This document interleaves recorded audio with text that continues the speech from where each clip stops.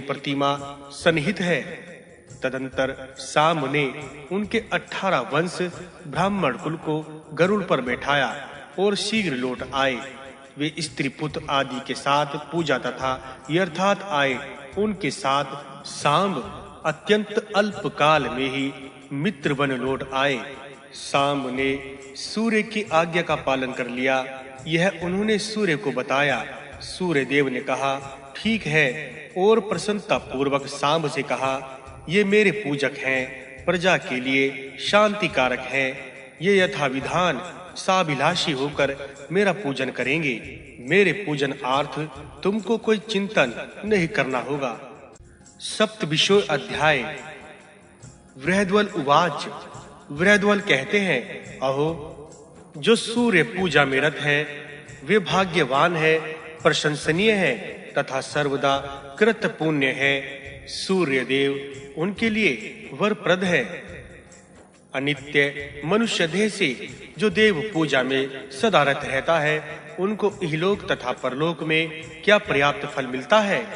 किंतु सूर्य चिंतनकारी को सुख भोग की इच्छा के कारण ज्ञान के प्रति कितनी रुचि तथा यत्न है, इस विषय में मुझे संदेह है। ये लोग किस लिए पूजा परायण होते हैं? मघगण किसके याजक हैं? क्या उनके लिए ज्ञान ही श्रेष्ठ है? उनके लिए ज्ञेय वस्तु क्या है? यह सब यथार्थ रूप से मुझे बताइए। वशिष्ठ देव कहते हैं, ये मोक्षवादी ही है और कर्मयोग का आश्रय ग्रहण किए हुए हैं। मनोरम फल पुष्प से भगवान सूर्य का ये पूजन करते हैं। इसी प्रकार अन्न औषधि द्वारा पूजन करते हैं और धृत से होम करते हैं, मंत्रों द्वारा होम करते हैं तथा होम द्रव्य का पान करते हैं।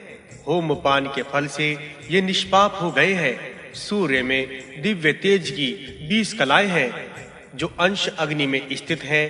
कर्म साधन में वह एक तनु है। आकाश में वायु मार्गस्थ द्वितीय तनु प्रकाशिका है। तदंतर तृतीय तनु को सूर्य का मंडल कहा गया है। वह रंगमय मंडल अथवा दिव्य मंडल है, जो अमर तथा अव्यय है। उस मंडल में जो पुरुष अवस्थित है, वे सत असत स्वरूप है। विश्वर अक्षर रूप से यज्ञ है। उनको महासूक्ष्म स्वरूप भी कहा गया है। निष्कल कला रहित तथा सकल कला युक्त इन दो रूपों से उनकी कल्पना की जाती है। सकल रूप ही सृष्टि गोचर दृष्टि द्रव्य है। वह समस्त प्राणियों में स्थित है। तृण, गुल्म, लता, वृक्ष, हिरण, सिंह, हाथी तथा पक्षीगण, देवता, ब्राह्मण तथा मनुष्यगण, स्थलज तथा जलज समस्त प्राणीगण में तथा सबकी अंतर आत्मा में वे ही सदा व्याप्त रहते हैं। जब वे कलात्मक हैं, तब द्वितीय तनु का आश्रय ग्रहण करते हैं। जब निष्कल है, तब तेजसी कला का आश्रय ग्रहण करते हैं। इस प्रकार शीत, ग्रीष्म तथा वर्षा रूप त्रिकाल की वे सृष्टि करते हैं। उनका तृतीय तनु परम पद में संरक्षित है। कर्मयोग में देवयान पथ स्थित है। आदित्य सिद्धांत विद लोग तथा सांख्य योग्य जिस स्थान में जाते हैं, वह मोक्ष के नाम से कहा गया है। निर्द्वंद तथा निर्मल होकर वहां जाकर कोई शोक नहीं करता। वेद में भी यह कहा गया है। इसमें रंक, यजु, साम, वेदत्री में वर्णित कर्म कांड संस्थित है। गायत्री 24 अक्षरों की कही गई है। सूर्य का ध्यान तत्ववेत्ता 25 तत्वस्थ रहते हैं। वेदवादीगण उनका ध्यान ओमकार रूप में करते हैं। ओमकार अ प्लस उ प्लस मा तथा सार्ध मात्रा द्वय में स्थित है। अर्धमात्रस्थ मकार व्यंजन आत्मक जो मकार का ध्यान करता है, उसे आत्म विषयक ज्ञान होता है। मकार ध्यान योग में मैंने यह सब कहा है। जो धूप, माला, जप तथा उपहार, पूजा आदि द्रव्य द्वारा श्रेष्ठ अंशु सूर्य का यजन करते हैं, उन्हें याजक कहा गया है। अष्टाविंशोऽध्याय प्रारंभ। वशिष्ठ उवाच। वशिष्ठ देव कहते हैं, मैं तुमसे ज्ञान उपलब्धि की बातें कहता हूँ। सुनो, प्राणियों का निवास स्थल है यह देह। इस देह की आसक्ति का त्याग करो। यह देह अस्थि स्थूण स्नायुक्त है, मांस तथा रक्त से लिप्त है, चर्म द्वारा आवृत, मूत्र तथा पुरुष रूपी दुर्गंध युक्त जरा शोक से युक्त तथा रोगग्रह है। यह आतुर तथा रजो युक्त एवं अनित्य है। कृपालु तत्व, क्षमा, सत्य, आर्जव, शोच और क्षमता, ये है मुक्त के लक्षण। जैसे तिल में तेल है, जैसे दूध में दही है, जैसे काष्ठ में अग्नि है, वैसे ही समस्त प्राणियों में ये गुण रहते हैं। धीर व्यक्ति समाहित चित्त से बुद्धि द्वारा प्रमाथी चंचल मन को संयत करने के उपाय का चिंतन करते हैं।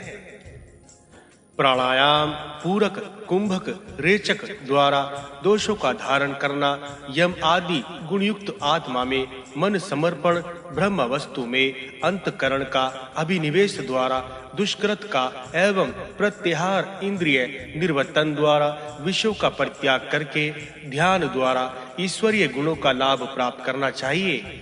जैसे पर्वतस्य धातुओं का समस्त दोष अग्नि में दग्ध हो जाता है, उसी प्रकार इंद्रियकृत दोष चिंतन निग्रह से दग्ध होता है। चित्त द्वारा, चित्त का मन द्वारा, मन का भाव के द्वारा, भाव का एवं बुद्धि के द्वारा बुद्धि का शोधन करना चाहिए।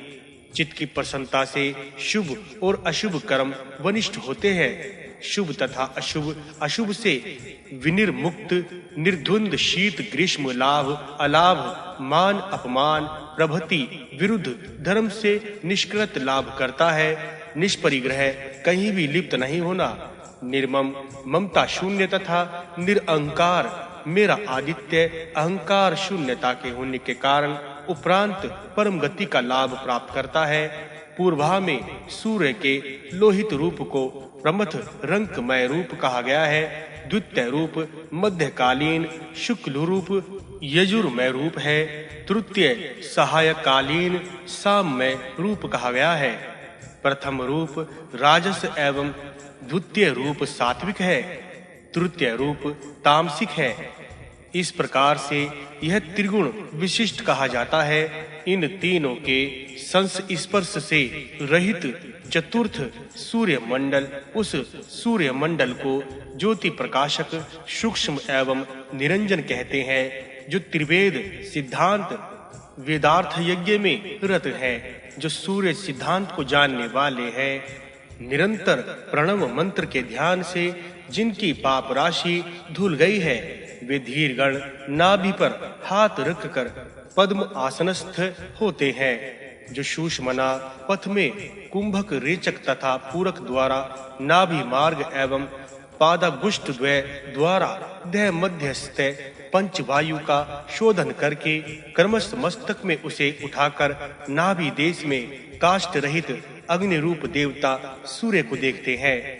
तदंतर हृदय में चंद्र तथा मस्तक में पुनः अग्निशिखा का दर्शन करके वायु तथा रशीम के समान ऐसा आदित्य मंडल का भेदन करता है।